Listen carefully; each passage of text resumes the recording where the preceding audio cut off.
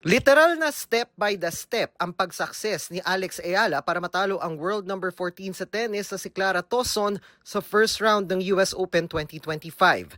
Sa third at deciding set kasi ng laban sa New York, kinailangang habulin ni Alex ang 5-1 na lamang ng Danish player. Nagkaroon pa ng tensyon ng questionin ni Tauson kung tumawid ba ang racket ni Ayala sa net bago nito tamaan ang bola.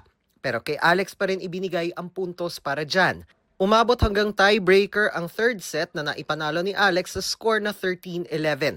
Ang tagumpay na ito ang naging susi ng world number 75 para mag-advance siya sa round of 64 ng US Open. Ito rin ang first Grand Slam match victory ng pambato ng Pilipinas at una rin sa kasaysayan para sa isang Filipino tennis player.